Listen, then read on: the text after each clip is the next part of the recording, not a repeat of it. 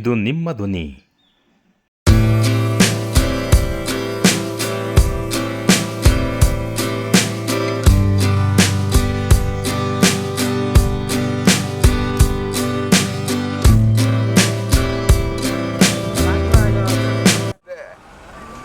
ನಾನಿಲ್ಲಿ ಅನ್ನದಾನ ಪ್ರಾರಂಭ ಮಾಡಬೇಕು ಅಂತ ಅನ್ನಿಸ್ತು.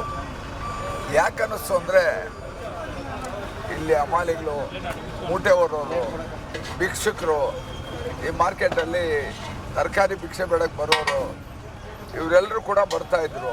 ಆಮೇಲೆ ಅದಕ್ಕಿಂತ ಮುಖ್ಯವಾಗಿ ಭಾಳ ವಿಶೇಷವಾಗಿ ರೈತರು ಕೆಲವು ತರಕಾರಿಗಳು ಬಂದಾಗ ಸೌತೆಕಾಯಿ ಇರ್ಬೋದು, ಟೊಮೆಟೊ ಇರ್ಬೋದು, ಒಂದೊಂದು ಸಾರಿ ಅದನ್ನು ಕೇಳೋರಿಲ್ಲದೆ ಅಲ್ಲಿ ಕಸಡು ತೊಟ್ಟಿ ಇದೆ, ಆ ತೊಟ್ಟಿ ಕೊಂಬಿಸ್ಬಿಟ್ಟು ಖಾಲಿ ಚೀಲ ಎಲ್ಗಾಕೊಂಡು ಊಟ ಇಲ್ಲದೆ ಹಸ್ಕೊಂಡು ಅನ್ನ ಕೊಡೋ ಅನ್ನದಾತ ಹೊಟ್ಟೆ ಹಸಿವಿನಿಂದ ಖಾಲಿ ಕೈಯಲ್ಲಿ ಮನೆಗೆ ಹೋಗ್ತಿದ್ರು.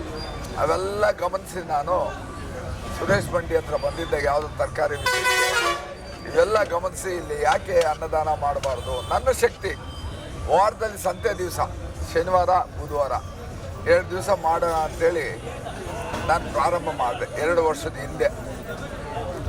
ನಾನು ಪ್ರಾರಂಭ ಮಾಡಿದಾಗ ಕೆಲವರು ಅಂದ್ಕೊಂಡ್ರು ಜನ ಏನೋ ಯಾವುದೋ ಎಲೆಕ್ಷನ್ ಏನೋ ಒಂದು ಹೆಸರು ಪಡೆಯೋಕ್ಕೆ ಸುಮ್ಮನೆ ನಾಮಕೋತ್ಸವ ಒಂದು 2 ದಿನ 2 ವಾರ 4 ವಾರ ಮಾಡಿ ನಿಲ್ಸಾಕ್ತಾನೆ ಅಂತ. ಬಟ್ ಭಗವಂತ ನನಗೆ ಆ ಬುದ್ಧಿ ಕೊಡಲಿಲ್ಲ, ಆ ಉದ್ದೇಶನೂ ಇರಲಿಲ್ಲ. ಸತತವಾಗಿ ನಾವು 2 ವರ್ಷಗಳಿಂದ ಇವತ್ತು 2 ವರ್ಷ ಪೂರೈಸಿ 3ನೇ ವರ್ಷಕ್ಕೆ ಕಾಲಿಡ್ತಾ ಇದ್ದೀವಿ.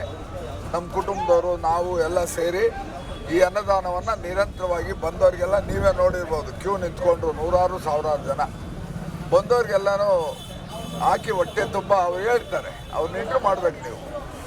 ನಾವು ಬೆಳಗ್ಗೆ 100 ರೂಪಾಯಿ ಕೊಟ್ಟರೆ ಆ ಮೂಲೆಯಲ್ಲಿರೋ ಹೋಟ್ಲಲ್ಲಿ ಚಾನ ಕೊಟ್ಟು ಒಂದು ಬೋಂಡ ಕೊಡೋರು, 5 ಮೂಟೆ ಎತ್ತಾಕೋಷ್ಟೊತ್ತು ಕರ್ಗೋಗೋದು.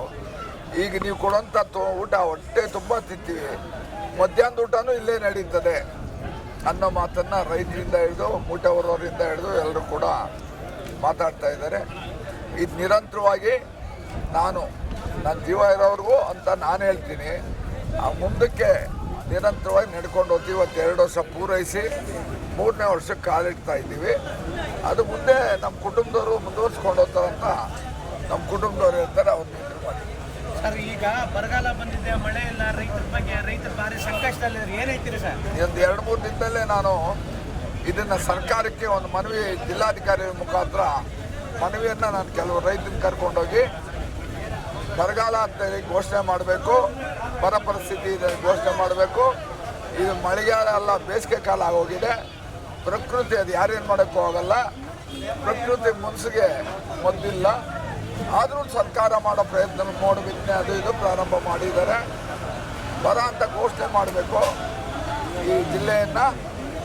ಜೊತೆಗೆ ಏನಕ್ಕೆ ಕಂದಾಯ ವಸೂಲಿ ಇವೆಲ್ಲ ಮಾಡ್ತವ್ರೆ, ಅದು ತಾತ್ಕಾಲಿಕವಾಗಿ ನಿಲ್ಲಿಸಬೇಕು.